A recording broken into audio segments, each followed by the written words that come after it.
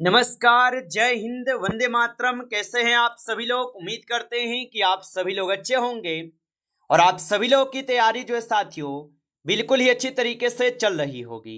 तो साथियों, आज की इस क्लास में हम सभी लोग जो है एयरफोर्स वाई ग्रुप एग्जाम 2026 के लिए टॉप ऐसे इंपोर्टेड और चुनिंदे प्रश्नों को देखेंगे जो कि साथियों आपके 22 और 23 सितंबर के एग्जाम के लिए काफ़ी ही इम्पोर्टेंट है।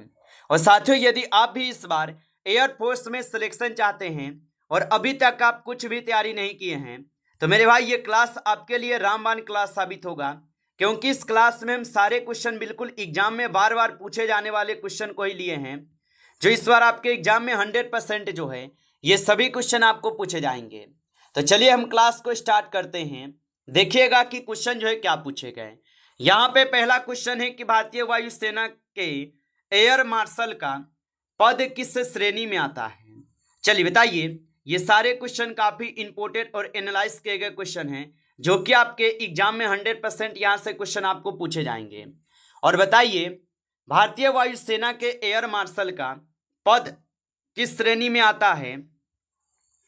तो ये आते हैं आपके 3 स्टार अधिकारी के श्रेणी में। ऑप्शन ए को यहाँ पे आप जो है सही जवाब लगाएंगे। चलिए अगला प्रश्न यहाँ पे देखेंगे आप। क्वेश्चन है कि भारतीय संविधान के किस अनुच्छेद में जीवन और व्यक्तिगत स्वतंत्रता के अधिकार का प्रावधान है। तो भारतीय संविधान के किस अनुच्छेद में जीवन और व्यक्तिगत स्वतंत्रता के अधिकार का प्रावधान है। तो ये आपके अनुच्छेद 21 में हो जाएगा। ऑप्शन ए को सही जवाब करेंगे, अनुच्छेद 21 में है। चलिए अगला प्रश्न यहाँ पे देखेंगे।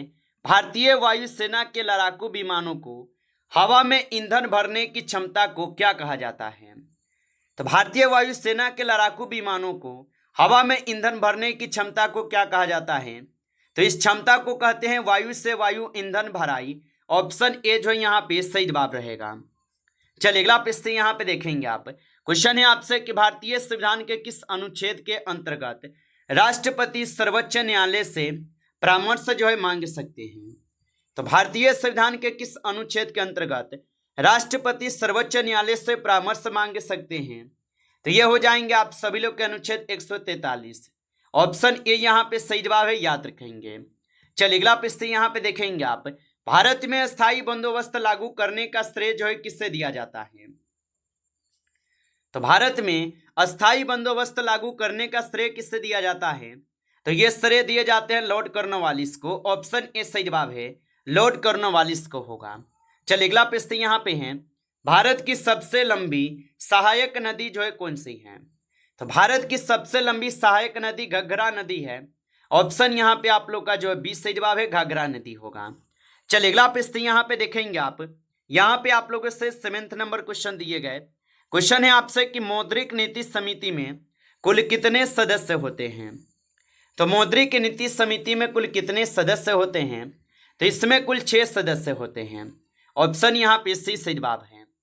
चलिए अगला प्रश्न यहाँ पे देखेंगे आप। क्वेश्चन है कि भारतीय वायुसेना में रुद्र क्या है। तो भारतीय वायुसेना में रुद्र क्या होगा।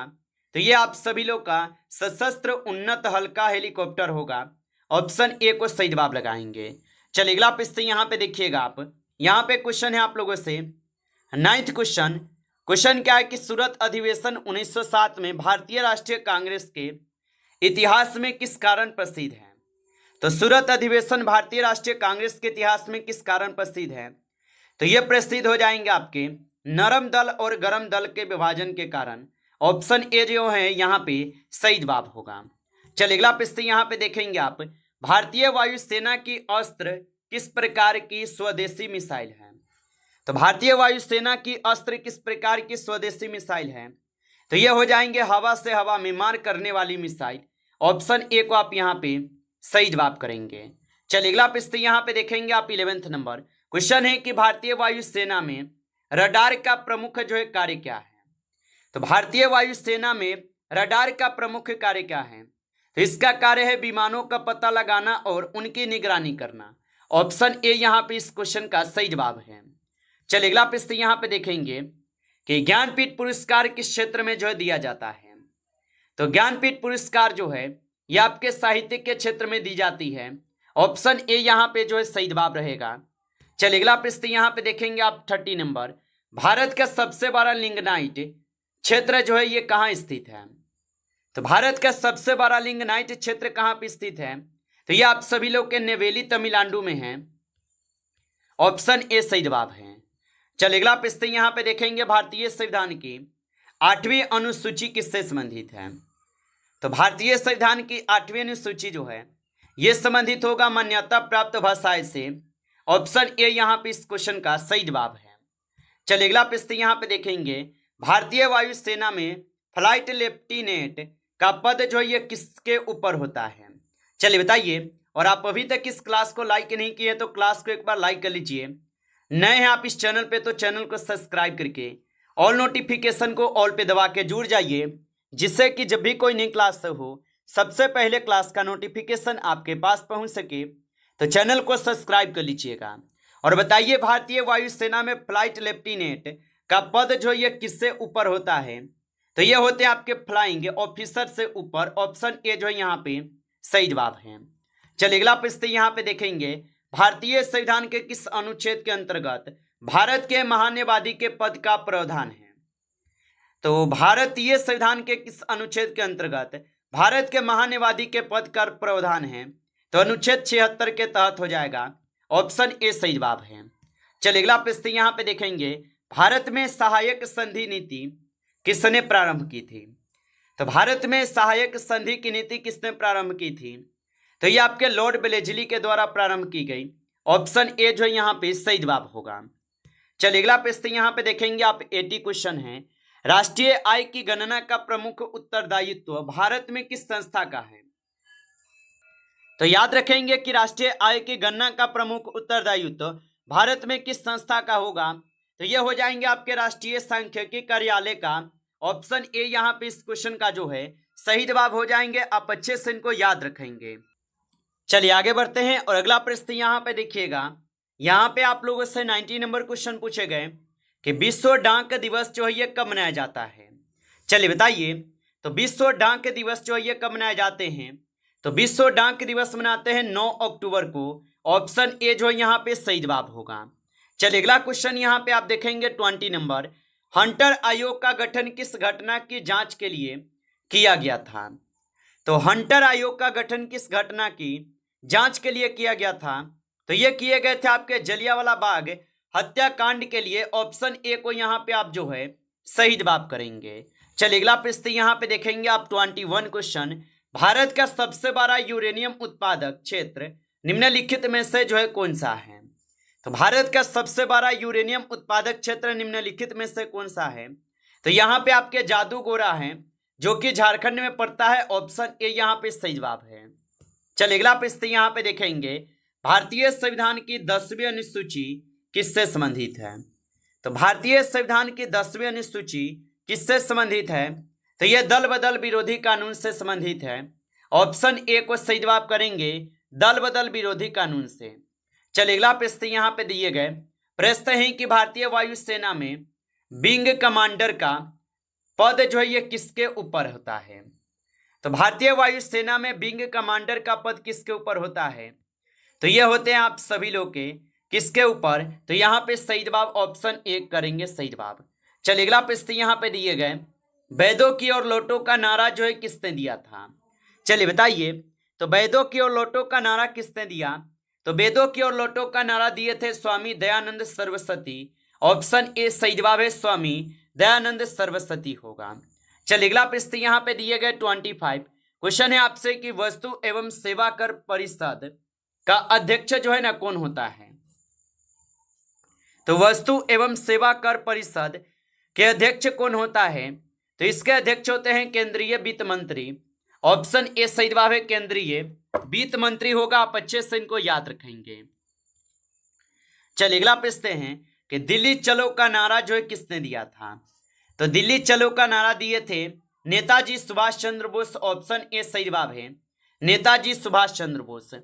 चलिए अगला प्रश्न यहाँ पे दिए गए 27, भारत का सबसे बड़ा तांबा उत्पादक क्षेत्र निम्नलिखित में से कौन सा है? तो भारत का सबसे बड़ा तांबा उत्पादक क्षेत्र निम्नलिखित में से कौन सा है? तो यहाँ पे आप सभी लोग का क्षेत्रीय राजस्थान है। ऑप्शन ए सही जवाब है। चलिए अगला प्रश्न यहाँ पे देखेंगे 28 क्वेश्चन है आपसे कि दादा साहेब फाल्के पुरस्कार किस क्षेत्र में जो है दिया जाता है। तो दादा साहेब फाल्के पुरस्कार किस क्षेत्र में दिए जाते हैं, तो ये आपके भारतीय सिनेमा के क्षेत्र में दी जाती है। ऑप्शन ए सही जवाब होगा। चलिए अगला प्रश्न यहाँ पे 29 क्वेश्चन दिए गए। भारत का सबसे बड़ा बॉक्साइट उत्पादक राज्य जो है कौन सा है। तो भारत का सबसे बड़ा बॉक्साइट उत्पादक राज्य कौन सा है, तो यहाँ पे आप सभी लोग का सही जवाब ऑप्शन ए है, ओडिशा होगा। ऑप्शन ए सही जवाब है, ओडिशा है। चलिए अगला प्रश्न यहाँ पे दिए गए प्रश्न है कि भारतीय संविधान की 11वीं अनुसूची किससे संबंधित है। तो भारतीय संविधान के 11वीं अनुसूची किससे संबंधित है, तो ये आपके पंचायती राज संस्थाओं के कार्य से संबंधित है। ऑप्शन ए यहाँ पे सही जवाब है, याद रखेंगे। चलिए अगला प्रश्न यहाँ पे देखेंगे आप, और प्रश्न है आपसे कि भारतीय वायुसेना में ग्रुप कैप्टन का पद किसके ऊपर होता है। तो भारतीय वायुसेना में ग्रुप कैप्टन का पद किसके ऊपर होता है, तो ये होते हैं आप सभी लोग के विंग कमांडर के ऊपर। ऑप्शन ए सही जवाब है, आप अच्छे से इनको याद रखेंगे। चलिए अगला प्रश्न यहाँ पे देखेंगे, भारतीय संविधान के किस अनुच्छेद में राज्यपाल की नियुक्ति का प्रावधान है। तो भारतीय संविधान के किस अनुच्छेद में राज्यपाल की नियुक्ति का प्रावधान है, तो ये आप सभी लोग के हो जाएंगे किस में, तो ये हो जाएंगे आप सभी लोग के किस में, तो अनुच्छेद 155 में है। ऑप्शन ए यहाँ पे सही जवाब है। चलिए अगला प्रश्न यहाँ पे देखेंगे, चंपारण सत्याग्रह का मुख्य संबंध किससे था। तो चंपारण सत्याग्रह का मुख्य संबंध था नील की खेती करने वालों किसानों के आंदोलन से। ऑप्शन ए जो है सही जवाब दिए गए। चलिए अगला प्रश्न यहाँ पे देखेंगे आप, क्वेश्चन है आपसे कि भारतीय राष्ट्रीय कांग्रेस का प्रथम अधिवेशन कहाँ आयोजित हुआ था। तो भारतीय राष्ट्रीय कांग्रेस का जो प्रथम अधिवेशन है ये कहाँ पर आयोजित हुए थे, तो ये आयोजित हुए थे मुंबई में। ऑप्शन ए सही जवाब है, मुंबई में हुए थे। चलिए अगला प्रश्न यहाँ पे देखेंगे 35, भारतीय प्रतिभूति एवं विनियमन बोर्ड का मुख्य कार्य क्या है। तो भारतीय प्रतिभूति एवं विनियमन बोर्ड का जो मुख्यालय है, इसका मुख्य कार्य पूछा है ना, तो इसका मुख्य कार्य होता है पूंजी बाजार का यहाँ पे नियमन करना। ऑप्शन ए सही जवाब होगा। चलिए अगला प्रश्न यहाँ पे दिए गए प्रश्न है कि स्वराज मेरा जन्मसिद्ध अधिकार है का नारा किसने दिया था। तो स्वराज मेरा जन्मसिद्ध अधिकार है का नारा किसने दिया था, तो ये नारा दिए थे बाल गंगाधर तिलक जी। ऑप्शन ए सही जवाब है। चलिए अगला प्रश्न यहाँ पे देखेंगे आप, क्वेश्चन है कि भारतीय संविधान की 12वीं अनुसूची किससे संबंधित है। तो भारतीय संविधान की 12वीं अनुसूची किससे संबंधित है, तो ये आपके नगर पालिकाओं के कार्य से संबंधित है। ऑप्शन ए सही जवाब है। चलिए अगला प्रश्न यहाँ पे देखेंगे 38, भारतीय वायुसेना के प्रमुख को किस पद नाम से जाना जाता है। तो भारतीय वायुसेना के प्रमुख को किस पद नाम से जानते हैं, तो इससे जानते हैं आप सभी लोग के चीफ ऑफ एयर स्टाफ के नाम से। ऑप्शन यहाँ पे आप लोग का बी सही जवाब है। चलिए अगला प्रश्न यहाँ पे देखेंगे 39, क्वेश्चन है आपसे कि तेजस किस प्रकार का विमान है। तो तेजस किस प्रकार का विमान होगा, तो तेजस जो है ये आप सभी लोग के लड़ाकू विमान हो जाएगा। ऑप्शन यहाँ पे आपका 20 सही जवाब है। चलिए अगला प्रश्न यहाँ पे देखेंगे 40 नंबर कि आकाश प्रणाली मुख्यतः किससे संबंधित है। तो आकाश प्रणाली मुख्यतः किससे संबंधित है, तो ये आपके वायु रक्षा से संबंधित है। ऑप्शन ए सही जवाब है, वायु रक्षा से। नमस्कार साथियों, इस क्लास में आपके 40 क्वेश्चन थे जो काफी इंपॉर्टेंट क्वेश्चन थे। साथियों यदि आपको क्लास अच्छा लगा हो तो क्लास को लाइक करेंगे, नए जुड़े हैं आप इस चैनल पे तो चैनल को सब्सक्राइब करके और नोटिफिकेशन को ऑल पे दबा के जुड़ जाइए, जिससे कि जब भी कोई नई क्लास हो सबसे पहले क्लास का नोटिफिकेशन आपके पास पहुंच सके। तो आप इस चैनल को सब्सक्राइब कर लीजिएगा। चलिए फिर मिलते हैं आपसे एक नेक्स्ट टॉपिक के साथ नेक्स्ट क्लास में, तब तक के लिए जय हिंद जय भारत।